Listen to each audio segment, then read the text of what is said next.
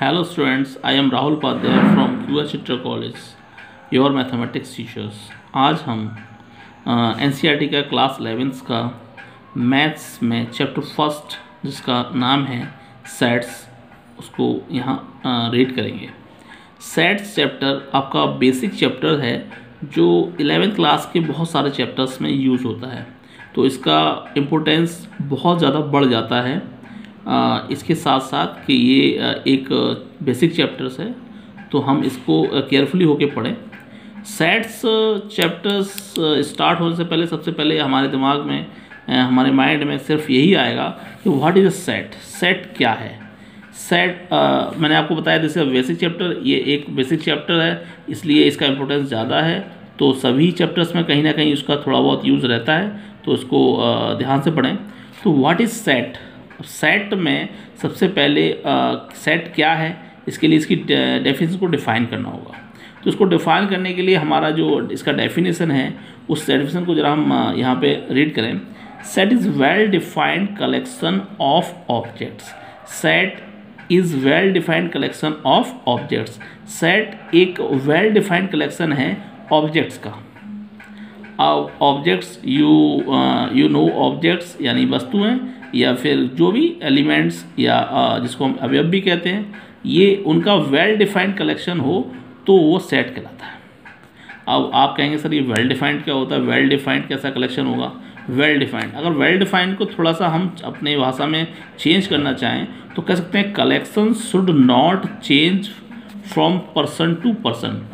ऐसा कलेक्शन जो व्यक्ति दर व्यक्ति, मतलब अगर दो व्यक्तियों को ले लें तो दोनों का मत कलेक्शन में एक ही रहे, दोनों एक जैसा ही अपना अपना मत रखें, तो वो कलेक्शन जो है वेल डिफाइंड होता है। अब शुड नॉट चेंज, उनकी जो एडवाइज है वो अलग अलग नहीं होनी चाहिए दोनों के लिए। अगर कोई भी ग्रुप हम चूज़ करें तो दो पर्सन्स अगर हैं तो दोनों का उसमें आंसर सेम होना चाहिए, तो उसको हम वेल डिफाइंड कलेक्शन कहते हैं। तो क्या सीखा हमने, collection should not change from person to person. इस चीज़ को हम एक एग्जांपल के थ्रू समझेंगे तो ज़्यादा अच्छा समझ में आएगा। देखिएगा एक एग्जांपल हम देते हैं। The collection of most dangerous animals of the world. The collection of most dangerous animals of the world, संसार के सबसे खतरनाक जानवरों का कलेक्शन। अब ये वेल डिफाइंड है या नहीं, इस बात पे हम डिस्कस करेंगे कि ये जो कलेक्शन है डेंजरस एनिमल्स का ऑफ द वर्ल्ड में, ये वेल डिफाइंड है या नहीं है। अब वेल डिफाइंड है यानी इसको हम कैसे समझें। मान लीजिए हमने दो पर्सन्स ले लिए, एक राम एंड सोनू। राम एक फर्स्ट पर्सन का हमने नाम ले लिया राम और दूसरे पर्सन का नाम हमने ले लिया सोनू। अब राम ने चूज़ किए dangerous animals tiger, lion, elephant, and Sonu ने चूज़ किए dangerous animals panther, wolf and elephant. अब पैंथर, वॉल्फ और एलिफेंट अलग हैं और राम का जो आंसर है, मतलब ये उसने जो चूज़ किए हैं वो अलग हैं, सोनू ने जो चूज़ किए हैं वो अलग हैं। तो यहाँ पर जो राम और सोनू के जो आंसर्स हैं वो this is a change person to person, मतलब दोनों पर्सन्स के जो है उनकी राय है, उनका जो मत है वो अलग अलग हो गया। Tiger, lion, elephant, panther, wolf and elephant. तो यहाँ this is a change person to person, ये चेंज हो गई एक बात, इसलिए so this is not a well defined collection. तो ये जो कलेक्शन आपका रहा वो वेल डिफाइंड नहीं है, वो सुपरिभाषित नहीं है। तो इस तरह के कलेक्शन को हम वेल डिफाइंड कलेक्शन नहीं कह सकते हैं। अब वेल डिफाइंड, सर फिर आप कहेंगे सर वेल डिफाइंड कलेक्शन होता क्या है। तो वेल डिफाइंड कलेक्शन को समझने के लिए हम नेक्स्ट एग्जांपल्स को यहाँ पर देखेंगे, तो केयरफुली होकर इसको देखिएगा। नेक्स्ट एग्जांपल आपका आता है odd natural numbers smaller than 10।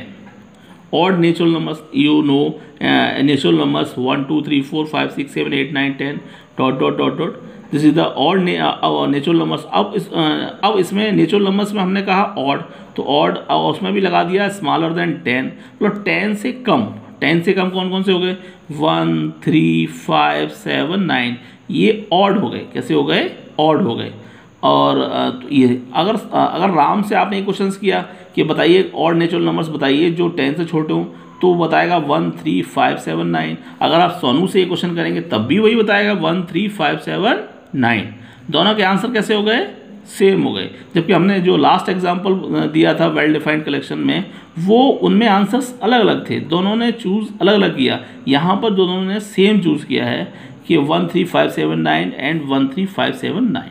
Ram का भी वही है, सोनू का भी वही है। तो ये वेल डिफाइंड कलेक्शन हो गया। This is not change person to person, ये व्यक्ति दर व्यक्ति चेंज नहीं हुआ। So this is well defined collection. So this is well defined collection. Collection कैसा हो गया, सुपरिभाषित। वेल डिफाइंड का मीन्स आपको क्लियर हो गया। सुपरिभाषित समूह जिसका जो कलेक्शन ऐसा हो जिसका कुछ ना कुछ मीन हो, जो पर्सन टू पर्सन चेंज ना हो, वही वेल डिफाइंड कलेक्शन है। अब वेल डिफाइंड कलेक्शन आप समझ गए। अब इन जो कलेक्शंस हैं इनको रिप्रेजेंट करना है सेट्स में। How to represent a set, set को कैसे रिप्रेजेंट करते हैं, how to represent a set, set को कैसे रिप्रेजेंट करते हैं। मान लीजिए ये हमने अभी ऊपर एक एग्जांपल दिया था 1357 odd natural numbers smaller than 10। तो उसमें हमने कहा था, तो जो 13579 है, अगर हम इसे ए सेट से निरूपित करते हैं कि ये ए इक्वल दे दिया और 2 कर्ली ब्रैकेट में इसे क्लोज कर दें। यहाँ हमने 2 कर्ली ब्रैकेट, एक यहाँ कर्ली ब्रैकेट ले लिया और कर्ली ब्रैकेट में से क्लोज कर दिया और 13579 को यहाँ लिख दिया और इसे ए से रिप्रेजेंट कर दिया, तो ये एक सेट रिप्रेजेंट हो गया। इस तरह हम सेट्स को रिप्रेजेंट्स करते हैं। तो ये रिप्रेजेंटिंग ऑफ सेट्स हो गया। मेरा जहाँ तक मानना है कि आपको समझ में आ गया होगा कि वेल डिफाइंड कलेक्शन क्या है और फिर उस कलेक्शंस को कैसे हम सेट्स में उसको चेंज करते हैं। तो सेट्स क्लियर हो गया, वेल डिफाइंड कलेक्शन क्लियर हो गया। अब इसमें एक और नेक्स्ट एग्जांपल हम देते हैं, वॉवल्स इन इंग्लिश अल्फ़ाबेट।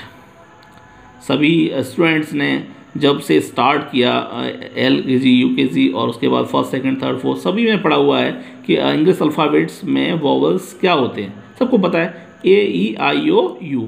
तो इसमें आप किसी भी पर्सन से ये क्वेश्चंस करेंगे कि भाई बताइए इंग्लिश अल्फ़ाबेट्स में वॉवल्स कौन से होते हैं, सबके आंसर सेम रहेंगे AEIOU।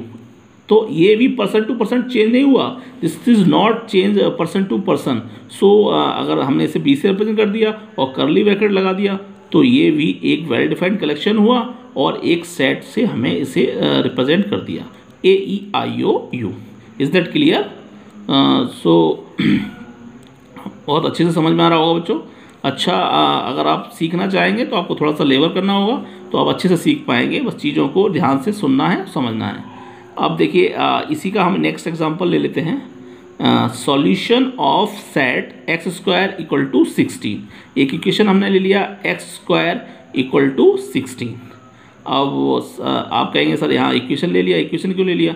ये इक्वेशंस का भी हम सेट बना सकते हैं। सॉल्यूशंस ऑफ सेट मतलब इस इक्वेशन x² = 16 का सॉल्यूशन करें और फिर उसका सेट बनाएं। इसका मीन्स ये हुआ, समझने की कोशिश करिए आप। x² = 16 हम पहले नोट किया हुआ है, इसको सॉल्यूशन दें, इसका सॉल्यूशंस क्या होगा और उस सॉल्यूशंस का फिर सेट बनाएं। तो आपको इस सॉल्यूशंस को क्लियर करना होगा। अब इस सॉल्यूशंस को कैसे क्लियर करेंगे ज़रा देखें। आप इसको सॉल्व करते हैं तो x = ±√16 आता है। x = ±√16 और √16 का जो वैल्यू होगा वो 4 होगा, यानी x = ±4 हो गया। अब x = ±4 हो गया तो a मान लीजिए इसको हम रिप्रेजेंट करना है तो a = +4 एंड -4। तो और ये दो जगह हमने यहाँ पे कर्ली ब्रैकेट लगा दिया, तो कर्ली ब्रैकेट से एक सेट बन गया इसके सॉल्यूशंस का, तो +4 एंड -4 का। तो यहाँ पर हमने सॉल्यूशन ऑफ सेट कह दिया, इसे सॉल्यूशन ऑफ सेट। क्लियर हुआ? तो बहुत आसान है, कोई भी इक्वेशन हो उसका हम सॉल्यूशन निकाल लें, फिर हम उसको एक सेट्स बना दें, कर्ली ब्रैकेट में रखे हुए जितने भी उसके सॉल्यूशंस आए वही सॉल्यूशंस ऑफ सेट कहलाता है। क्लियर हुआ बच्चों? ओके, अब थोड़ा हम आगे की तरफ चलते हैं। बहुत आसान सा है सेट चैप्टर, बस थोड़ा सीखना है, समझना है और चीज़ों को याद रखना है। नाउ जैसे हमने अभी बताया था सेट रिप्रेजेंटेशन, फिर कहोगे सर आपने रिप्रेजेंटेशन तो अभी सिखाया, लेकिन हाँ हम जो भी रिप्रेजेंटेशन हमने सिखाया है उसको अब हम थोड़ा सा चेंज करेंगे 2 फॉर्म्स में। सेट का representation according to your book या 2 फॉर्म्स में होता है, एक रोस्टर फॉर्म, दूसरा set builder. Roster form and set builder form. तो रोस्टर फॉर्म क्या है, सेट बिल्डर फॉर्म क्या है, ये आपको समझना है यहाँ पे कि रोस्टर फॉर्म में हम कैसे सेट को लिखते हैं, सेट बिल्डर फॉर्म में हम कैसे सेट को लिखते हैं। तो इसको भी हम एग्जांपल्स के थ्रू आपको समझाएंगे तो आपको बेहतर समझ में आएगा। देखिए बेटर से बेटर करने के लिए थोड़ा सा ध्यान रखना होगा चीज़ों का, और जो भी चीज़ें मैं बता रहा हूँ उसे आप वीडियो को पॉज करके उसको नोट करते जाएं, जिससे आपके नोट्स भी बनते जाएं तो आपको बेहतर समझ में आएगा।